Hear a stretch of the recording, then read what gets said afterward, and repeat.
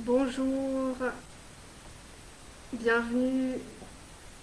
Donc pour ceux qui ne me connaissent pas, je suis Anne-Laure Jaffrelot, naturopathe spécialisée en aromathérapie et je suis l'auteur de l'aromathérapie pour les soignants.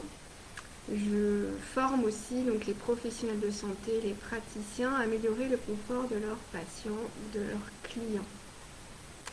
Aujourd'hui, je voulais aborder donc la question de qu'on me pose régulièrement, mais comment on fait en fait pour créer son activité d'aromatologue. Peut-être que vous êtes déjà passionné par les huiles essentielles, que vous soignez votre entourage ou votre famille.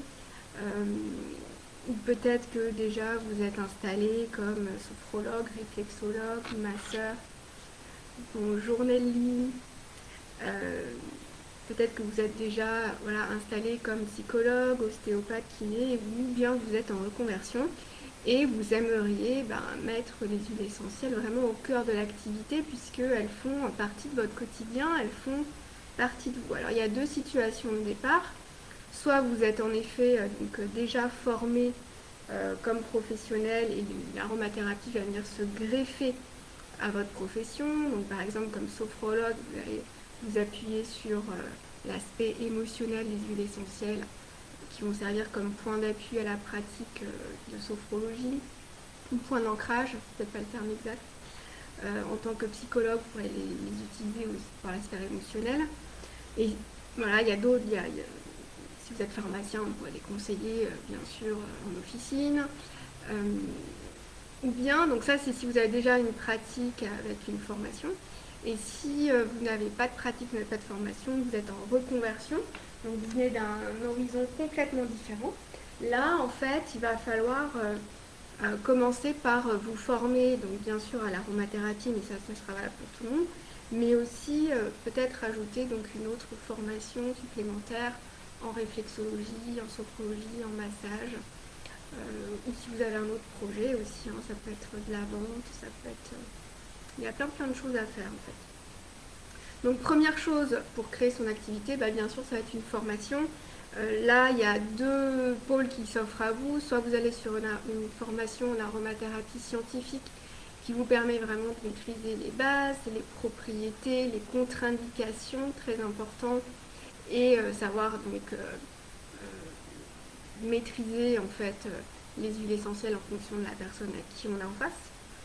Et puis l'autre aspect formation, ce sera plutôt l'aspect émotionnel, olfactif, subtil, pour avoir vraiment donc cette approche qui passe plutôt par les odeurs.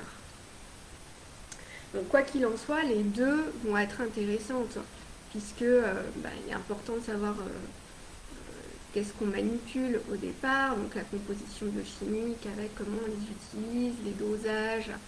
Même si on ne veut pas faire de conseils de santé, c'est important de savoir ce qu'on utilise quasiment au quotidien. Et puis l'autre aspect, formation olfactive, là, ce qui est intéressant, c'est de vraiment relier donc ces connaissances plutôt théoriques, livresques, à un ressenti de la plante dans sa globalité et de manière plus holistique. Donc après, une fois formé à l'aromathérapie, vous allez vraiment réfléchir, ça se fait souvent en cours de formation, comment vous adaptez en fait cette utilisation professionnelle à qui vous êtes, à votre profession. Donc est-ce que vous allez être plutôt dans le conseil santé en officine, est-ce que ou en naturopathie ou en clientèle si vous êtes infirmière, patientèle, pardon, si vous êtes infirmière libérale, ou si vous êtes kinésithérapeute, vous avez des patients douloureux, donc là, il y a des choses à faire. Et puis si vous êtes plutôt dans le bien-être ou dans d'autres activités où il n'y a pas de conseils, et là, ce qui peut être intéressant, c'est de faire des créations d'ateliers et de vraiment créer son activité à partir de ce qu'on aime faire, de qui on est. Et puis après, ce qui est important avant de se lancer, c'est de bien mûrir son projet. Donc quel statut je vais choisir? Est-ce que j'ai un statut associatif? Est-ce que je suis en micro-entreprise? Est-ce que je suis auto-entrepreneur? Est-ce que je suis déjà installée en société? Voilà, quels sont les statuts? Comment je vais créer mon activité vraiment de manière officielle? Et puis après, il faut réfléchir à toute la communication, donc à qui je vais m'adresser.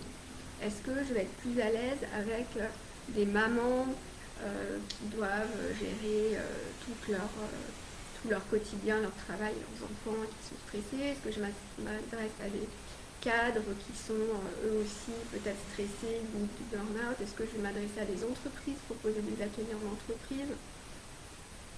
Donc là, c'est intéressant vraiment de prendre le temps de réfléchir vraiment. En marketing, on dit sa cible, mais vraiment c'est à qui on s'adresse et à qui aussi on va le sentir le mieux de travailler. Et puis la question aussi à ne pas louper, qui fait pas toujours plaisir, mais comment on va subvenir à ses besoins le temps que la formation, que son activité se lance.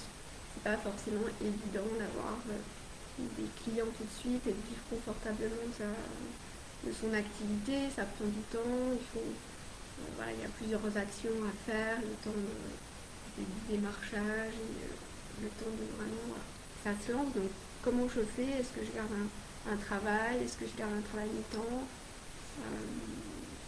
Ça, il faut le prendre en considération. Ce qui peut être intéressant, c'est de se faire vraiment accompagner par une pépinière, par des couveuses, voire même un coach, pourquoi pas, un mentor en tout cas. Vraiment suivre des conseils, de se faire accompagner pour être sûr d'arriver, on va dire, à créer son activité sans devoir l'arrêter un an après. Et puis, une fois que tout ça s'est mis à plat, il faut y aller, il faut passer à l'action. Donc, vous êtes formé, vous avez bien réfléchi à qui vous allez vous adresser, vous savez ce que vous voulez faire, comment vous allez le faire, sur quel statut.